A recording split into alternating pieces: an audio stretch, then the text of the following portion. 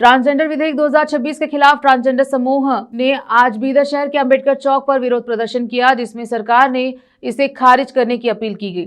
LGBTQ अधिकारियों के लिए खतरे का हवाला दिया गया। उन्होंने प्रदर्शन कर विधेयक का विरोध जताया। इसके बाद समूह ने एक प्रशासन के माध्यम से एक ज्ञापन सौंपा और मीडिया से बात की। कैमरामैन महेश का कवरेज। देश विदेश और स्थानीय समाचारों के लिए चैनल को लाइक और सब्सक्राइब जरूर करें।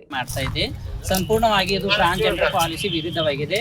2014ರ 4ನೇ ಜಡ್ಜ್ಮೆಂಟ್ ಪ್ರಕಾರ ಅವರು ನಮ್ಮ ಸಮುದಾಯದವರಿಗೆ ವಿಶೇಷ ತಜ್ಞರಿಗೆ ಮತ್ತು ಸಮುದಾಯದವರಿಗೆ ಕೂರಿಸಿಕೊಂಡು ಪರಿಶೀಲನೆ ಮಾಡದಂತೆ ನಮ್ಮ ಬಗ್ಗೆ ಸ್ಟಡಿ ಮಾಡಲದೇನೆ ಕೆಲವೊಂದು ಕಾನೂನಲ್ಲಿ ಬದಲಾವಣೆಗಳು ತರ್ತಾ ಇದ್ದಾರೆ. ಸಂಪೂರ್ಣವಾಗಿ ನಮ್ಮ ಬೀದರ್ ಜಿಲ್ಲೆಯಿಂದ ನಮ್ಮ ಭಾರತ ದೇಶದ ಎಲ್ಲ ಟ್ರಾನ್ಸ್ಜೆಂಡರ್ ಪರವಾಗಿ ನಾವು ನಾವು ವಿರೋಧನ ವ್ಯಕ್ತಪಡಿಸ್ತಾ ಇದ್ದೀವಿ. ನಮ್ಮ ಲಿಂಗತ್ವವನ್ನು ನಾವು ನಿರ್ಧಾರ ಮಾಡ್ತೇವೆ ಹೊರತು ಅವ್ರು ನಿರ್ಧಾರ ಮಾಡಲ್ಲ. ನಮ್ಮ ಲಿಂಗತ್ವವನ್ನು ಸರ್ಕಾರ ನಿರ್ಧಾರ ಮಾಡೋರು ಯಾರು ಅಂತ ಆ ಒಂದು ಕಾನೂನಲ್ಲಿ ಹೇಳ್ತಾ ಇದ್ದಾರೆ. ನಾವು ನಿಮ್ಮ ಜೆಂಡರ್ ಅನ್ನು ನಾವು ನಿರ್ಧಾರ ಮಾಡ್ತೀವಿ ಅಂತ 4ನೇ ಜಡ್ಜ್ಮೆಂಟ್ ಹೇಳುತ್ತೆ.